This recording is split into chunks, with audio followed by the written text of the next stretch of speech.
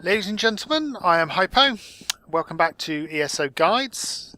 Just a quick roundup of what's, going on in these guides so far.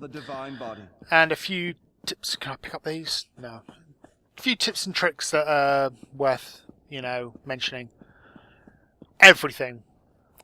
Grab everything. If you can see it and you can pick it up, grab it. You will want to collect as many reagents, as many consumables, materials, everything. You find them in boxes, crates, barrels, sacks, bags. Grab it all. Grab it and fill your pockets because you will want them. You don't, think, oh yeah, no, don't worry, I'll find loads of that. Just grab it. Fill your pockets as often as you can, because the items you pick up will come in extremely useful. There you go, guar eggs. We'll have them. Prowler deckhand. Oh no, I don't want to talk to him. My favourite taverns in town. No, I don't want to talk to you. I thought it was a box thing called Prowler Deckhand. Why I thought it was a Prowler Deckhand is beyond me, but that is a bit weird. So yeah, basically loot everything, steal everything, take everything. Also take everything because it does come in extremely useful, especially crafting later on. Now, another thing is plan your character. Now, I've done videos for the race selection and class selection, a little brief thing, but you want to go to ESO head and learn your abilities from what each skill does, and spending your attribute points and that kind of thing, because going from that will give you more of what your character intends to be, and it will be a character customized specifically for you. Other people may, it's all well and good following builds on the net, because people will have a better idea usually that have been, people who have been playing for a while will have a better idea of the game than you, who's just basically jumped in and played for the first time ever and probably won't have a clue what's going on. So, yep, another barrel there. And some aged meat. So yeah, basically plan your character, read the ESO head, skill calculators, read skills, etc, etc.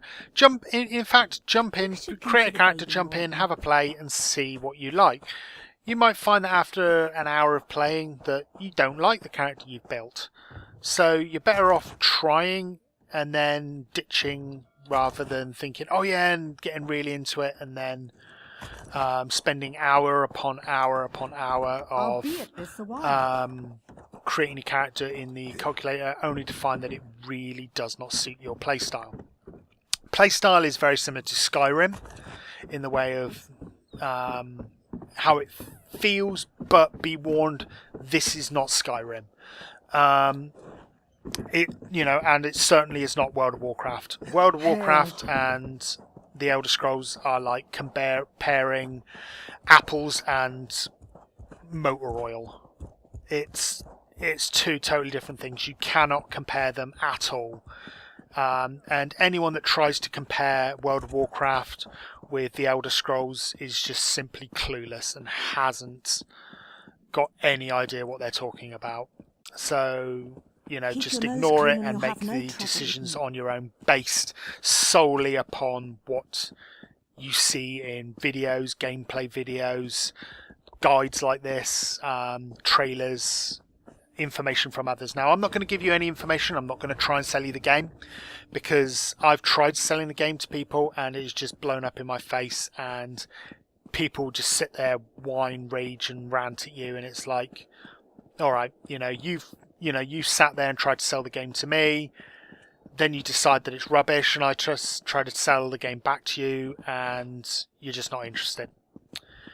So, I just don't even attempt to nowadays. If people say, oh yeah, what's it like? I say, yeah, it's alright.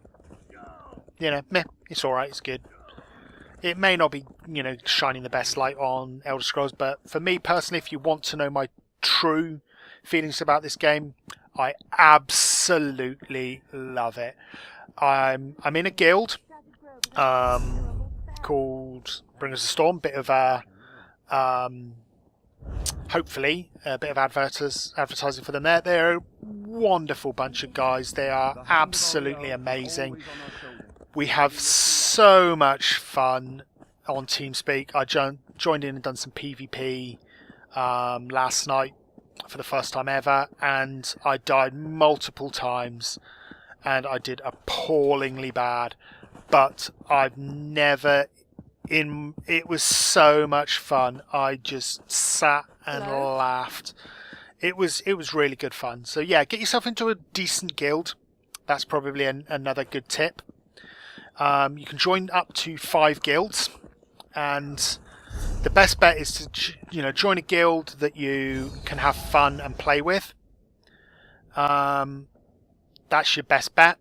Then choose another guild that will your remaining 4 guilds based on your guild bank. Now, sorry, not your guild bank, your guild store. Now, ESO doesn't have a auction house, but I will explain at some point about the auction house, or the ESO version of the auction house. But yeah, join a guild that you like questing with, you like having fun with, you enjoy their company. Then the remaining guilds, you probably want to look for ones that do a lot of store selling, that you can buy bits and pieces like glyphs, weapons, armor. Admittedly, the guild I'm in, they supply me with everything I need. I needed a couple of swords, bam, straight in my mailbox. If I wanted armor, I could probably log in and say, any chance of some armor, guys? Bam, straight in my mailbox. They're such a good bunch of guys, and it's really fun to play. So there you go, quick roundup of thingies. Oh, and your PvP starts at level 10. Dungeons as well, briefly. Best done in a group for obvious reasons, so don't jump in and do them solo because you will die. Public dungeons, slightly different. You do jump in and do them solo, but it will pull anyone that goes into it will join up with you, and they'll be in the same instance with you. So more and more people join, the harder and harder the dungeon gets, and the harder and harder the dungeon gets, with the more people in there, you just kind of got to work together in order to finish the dungeon. So it's kind of throwing you in just gently into the social aspect, whereas most people will play MMOs solo and not join in with the social aspect. This kind of forces you to be social without being social. So you've got your dungeons there, and some of them are quite fun. Skills, distributed between magicka, health and stamina. Something like, would be into your calculator. This will dictate what you want. So if you want more mana, you can put into magicka, more health into health, stamina into stamina. There's no ratios that work best. Some people just pound it all the way into health and just put every single point into health. So I've got 1 point, whereas I'm going for like a 2 magicka, 1 health kind of mix, because I want more magicka than I do health. So there you go. This is a Templar, as you can see. It's going to be a healer eventually, but I very rarely play this character anymore, because this was just I wasn't keen on the Argonian skills. Perfect example, I chose Restoration Expertise, thinking, wow, that'll be an amazing thing for a Resto Templar. It's not. It really is not. So, don't even ignore that completely. Just trying to think what else. Leveling up your skills, morphing your skills is a really good idea. In fact, I think here, there you go. Puncturing Strikes level 4, and then I can morph it into either Biting Jabs or Puncturing Sweep. once again, read the description, see what you like the sound of, see what you think will be more effective, use that. Nice and simple. When in combat, roll, roll around, block, block enemy attacks, interrupt enemy attacks, stun them using your abilities. There you go. I don't know what that ability was, which I cast. But yeah, use your abilities to their, effect, full effect. This is my healing staff. It's kind of cool. I like it. Yeah, so, dodge, block, roll around, etc. It will be an absolute godsend. You will survive a lot longer. Don't stand still and just continually wham, wham. It ain't gonna work. You will die very, very quickly.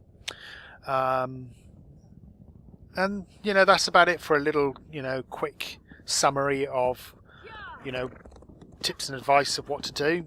I will do more videos hopefully as time goes on, but with the guides and that, there's not really a lot of guides I can give you apart from the ones I've just already done. I'm not going to be doing gameplay because I do not want to spoil the game for you. There's too much in this game that is just really worth exploring on your own. I might do like a dungeon run, because once a dungeon's done, it's kind of done. And unfortunately, it's going to be very much just a run through the dungeon, and people are going to want that info of a dungeon run to watch, whereas watching me run around killing critters for 4 or 5 hours is probably not going to be that much fun for people. So, until next time, take, some of the information I've given you, and hopefully you'll be able to play somewhat better. Feel free to ask any questions. I don't think there's going to be many more videos. There might be the odd video here and there of things I've missed, but until then, enjoy ESO. Feel free to ask any questions. I'll do the research for you and find out the information, and I'll catch you later.